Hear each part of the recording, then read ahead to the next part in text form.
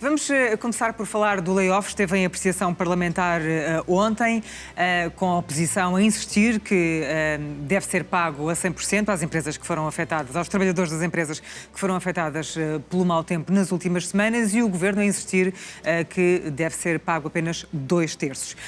O Governo não está a ser razoável nesta matéria, na sua opinião? Bom, eu acho que o layoff deve ser pago a 100% àquelas empresas e aos trabalhadores que foram atingidos por esta intempérie e que ainda não conseguiram recuperar as suas condições de produção. O layoff foi criado existe como mecanismo para apoiar as empresas quando têm, por exemplo, quebras súbitas na sua produção, quando têm eventos que impedem que as empresas estejam a produzir de forma adequada. E daí o regime que existe no Código de Trabalho, que é de pagamento aos trabalhadores de 70% do seu vencimento. Quando sofremos a pandemia, o regime com que se começou a trabalhar foi também este regime do pagamento a 70%. O tal que está inscrito no Código de Trabalho. O que tal que está inscrito no Código de Trabalho. Mas rápido se chegou à conclusão de que esse regime não permitia que se evitasse a perda de mão de obra nas empresas, com a saída de trabalhadores das empresas, com as dificuldades acrescidas para as empresas que quisessem compensar esse diferencial, e por isso o layoff nesse período foi alargado à experiência do pagamento a 100%. Eu acho que a avaliação que hoje se faz em Portugal e em toda a Europa é que este talvez foi o mecanismo mais eficaz, mais poderoso para proteger a economia europeia, que, à saída da pandemia, teve capacidade de recuperar muito rapidamente. Porquê? Porque tinha os trabalhadores e as empresas prontos para retomar a atividade, assim houvesse procura. E como havia procura e havia poupança, porque os trabalhadores tinham ficado em casa e tinha havido menos gastos das famílias nesses períodos, a economia pôde recuperar muito rapidamente. Ora, por maioria de razão, esta solução que está feita, que está testada, deve ser aplicada neste momento às regiões atingidas e às empresas atingidas. E porquê? Porque é muito importante que neste momento as empresas possam ter este instrumento que lhes permita aliviar os seus encargos com os trabalhadores para poderem apoiar os investimentos para a recuperação da sua atividade produtiva. Uma parte naturalmente será coberta pelos seguros, mas partes significativas não serão cobertas pelos seguros. E isso não teria grande impacto nas contas públicas? Eu creio que não tem grande impacto, porque se trata, por um lado, de uma medida temporária, uma medida circunscrita do ponto de vista territorial às zonas e às empresas afetadas, e em terceiro lugar, porque acho que os partidos na Assembleia da República, com um particular enfoque para o PS, têm que trabalhar e apresentar propostas que assegurem e permitam ter a confiança de que os apoios chegam às empresas e aos trabalhadores que necessitam deles, mas não chegam a empresas e a trabalhadores que já não necessitam deles. Isto é, o combate à fraude e às situações de utilização indevida deste mecanismo devem ser reforçados, e espero que os partidos da oposição, quando se votar este diploma no Parlamento nos próximos dias, tenham a capacidade de se pôr ao lado e trabalhar com o Governo no sentido de encontrarem os mecanismos que protejam de que este é um mecanismo e é um apoio que serve quem necessita, não pode ser usado por quem não necessita. E gostaria também de ouvir a sua opinião sobre aquela justificação que o Governo dá de que pagar os 100% em layoff vai contra a Lei Travão, que impede que o Parlamento aprove leis que aumentem a despesa ou que diminuam a receita orçamentada. Não creio que vá contra a Lei Travão, porque nós estamos, aliás, numa fase muito inicial do ano, em matéria orçamental. O Governo dispõe de reservas e dotações ao longo do orçamento, espalhadas no orçamento, que permitem ser mobilizadas para despesas que não estão previstas e que são necessárias fazer.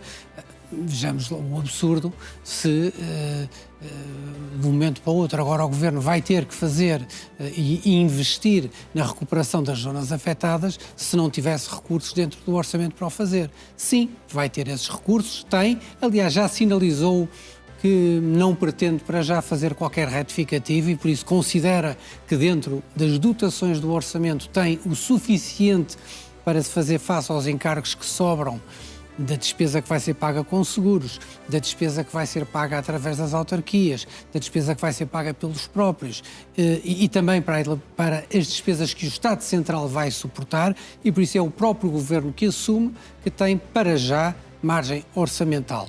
Os outros partidos também já se disponibilizaram para que, se fosse necessário, um orçamento retificativo que aumentasse os tetos da despesa para fazer face aos encargos com estas intempéries, que estariam dispostos a fazê-los. E por isso eu acho que foi uma entrada em falso do Governo. O Governo começou por anunciar, e bem, na minha opinião, que o layoff era pago a 100% e depois recuou, arranjou até uma fórmula muito pouco própria, que foi dizer, não, nós vamos pagar 100% do que está inscrito no Código de Trabalho. Bom, mas isso é o que todas as empresas, naturalmente, em qualquer circunstância, por qualquer paragem de atividade, já podem aceder. E resumindo, por tudo aquilo que diz, não percebe este fincapé do Governo relativamente a esta questão? Eu percebo no sentido que há aqui uma questão de prudência relativamente aos números, relativamente às contas. Eu acho que o Governo, neste momento, deve, por um lado, atender à extrema importância que este mecanismo tem na proteção do tecido económico da região centro, fundamentalmente da região centro, que foi a mais afetada, todas. O regime económico, nós estamos a falar nas regiões de Leiria e também nas regiões de Coimbra, mas sobretudo nas regiões de Leiria, que é um tecido económico de extraordinária importância para a economia do país e por isso não deve estar aqui a regatear condições para a sua recuperação.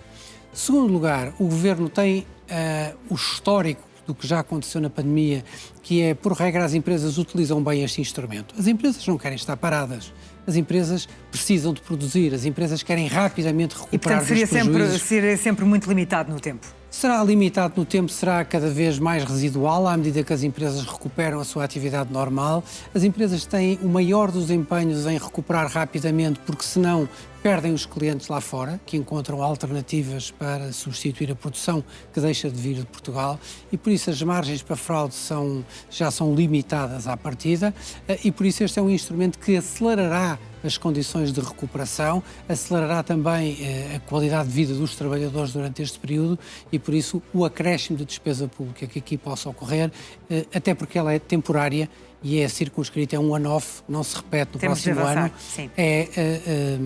é um bom investimento na recuperação da região e no apoio às famílias. Avançamos então para o segundo tema em análise. Tem a ver com as críticas recentes do antigo Primeiro-Ministro, Pedro Passos Coelho, nomeadamente a dizer que o Governo deve avançar com reformas, a reforma da lei laboral, deixar isso nas mãos do Parlamento.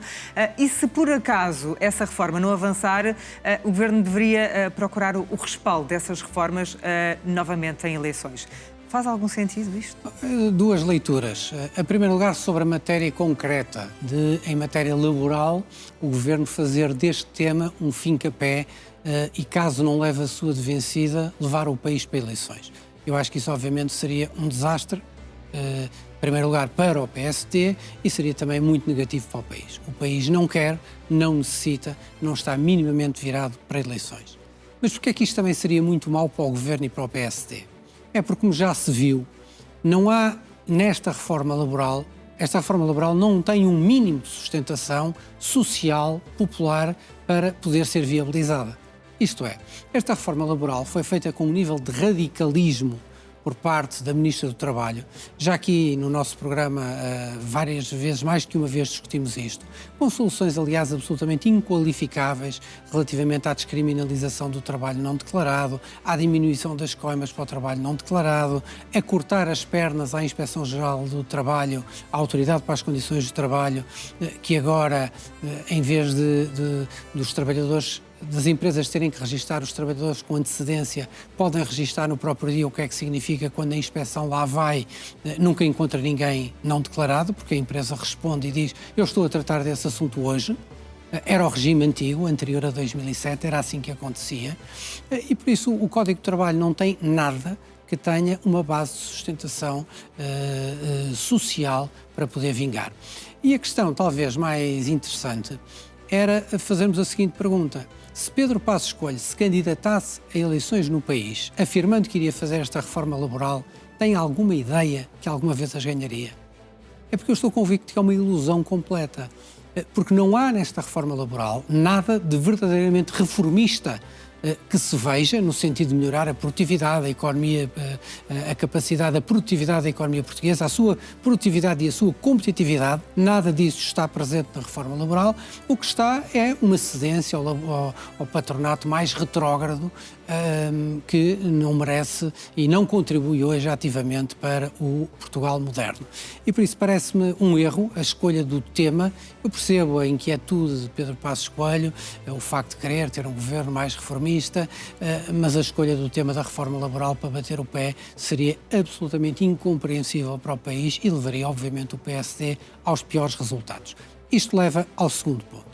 Como Pedro Passos Coelho é um homem inteligente e percebe tudo isto que estamos aqui a falar, a grande questão é porque é que o faz e porque é que o propõe. E eu começo a achar que a inquietude de Pedro Passos Coelho, a quantidade de declarações, de pronunciamentos que Pedro Passos Coelho tem, já numa esfera bastante precisa e das políticas muito concretas. E depois das eleições, porque durante o período eleitoral não fez nem apoiou nenhum candidato, Sim. nem o candidato na área do PSD, não apoiou nenhum candidato, pôs-se de fora. Mas agora tem sido bastante ativo nos últimos dias. Mas é que ele é ativo de uma forma diferente do que era, porque antes fazia poucos pronunciamentos e pronunciamentos de natureza de orientação geral. Neste momento está a ir a pronunciamentos sobre políticas concretas.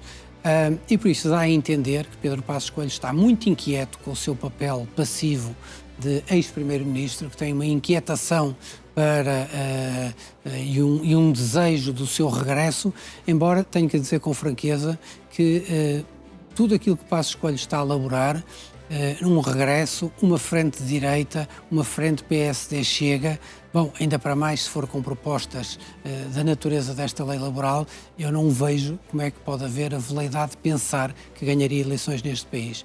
Seria muito útil e é muito bem visto por uma parte de uma claque que existe dentro da direita portuguesa, mas rapidamente uma parte dessa direita, que hoje é direita e que já foi esquerda, nomeadamente uma parte importante do eleitorado do Chega, não apoiaria de forma alguma esta solução. Vamos avançar para o terceiro tema, já não temos assim tanto tempo, mas não posso deixar de perguntar-lhe esta questão que tem a ver com Luís Neves, que passou diretamente diretor nacional da Polícia Judiciária para o cargo de Ministro da Administração Interna. Levantou-se aqui esta questão de conflito de interesses, eventual conflito de interesses, também de incompatibilidades, não identifica nenhuma.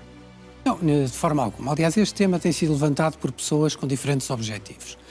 Tem sido levantado por pessoas que já por mais do que uma vez se pronunciaram contra a passagem de altos dirigentes da administração pública para cargos no governo e lembro, por exemplo, as críticas que houve quando a ex-ministra da Administração Interna, Lucia Amaral passa de provedora de Justiça para Ministra da Administração Interna. Eu confesso que não percebo essas críticas. Não percebo como é que alguém que tem como função pública defender o interesse público e defendê-lo, nomeadamente no caso da Provedora de Justiça, que é defender os interesses dos cidadãos e ser um instrumento em defesa dos cidadãos junto do Estado português, que isso não seja uma enorme vantagem quando ela é ministra. Claro que é uma enorme vantagem, não vejo aqui qualquer incompatibilidade. No caso de Luís Neves, exatamente a mesma coisa. Não vejo aqui nenhum impedimento a essa matéria. Bom, argumenta-se que tem informação sobre todos os processos que correm no país. Nomeadamente sobre aquele que envolveu o Primeiro-Ministro. Que tem conhecimento sobre, um conhecimento muito profundo de ligações a todo o mundo policial e do mundo da justiça e que isso o transforma num homem muito poderoso. Mas nós aqui estamos no que é mais abominável na política portuguesa, que é o campo da suspeição. É o campo da suspeição, isto é, a pessoa não fez nada, não disse nada, não pensou nada de mal, mas simplesmente instala-se ou pretende-se instalar por determinados setores que procuram deslegitimar a ação de Luís Neves, do Ministro da Administração Interna. No fundo, lança-se uma campanha de suspeição e de incídio. Não, ele tem esta informação, ele tem este conhecimento, ele vai-lhe dar mau uso. E uma pessoa pergunta, mas ele vai dar mau uso? Ele vai aplicar mal aquilo que aprendeu, a experiência que tem, vai aplicá-la que não em defesa do interesse público, em defesa de algum interesse privado? Não, nada disso.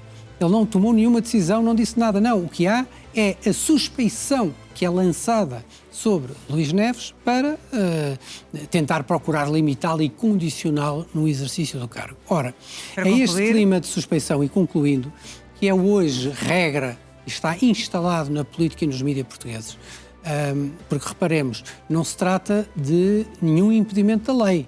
Na lei, nada impede que um dirigente... passagem. E se houvesse algum problema de fundo, a lei devia impedi-lo, como é evidente, mas não há. Todo este clima que está instalado na sociedade portuguesa e no comentariado português e nos mídias portugueses e que é muito difundido, só tem um objetivo, só tem dois objetivos. Tem um objetivo e uma consequência, peço desculpa. Um, deslegitimar as pessoas que ocupam funções e, em segundo lugar, tem uma consequência que é evitar que as pessoas que têm mérito próprio, que têm vida própria, que têm uma carreira própria, seja no Estado, mas também acontece quando alguém ligado ao setor privado... políticos. Já acabamos o nosso tempo. Isto leva, mas à esquerda ataca muito aqueles que vêm do setor privado, injustamente, muitíssimas vezes.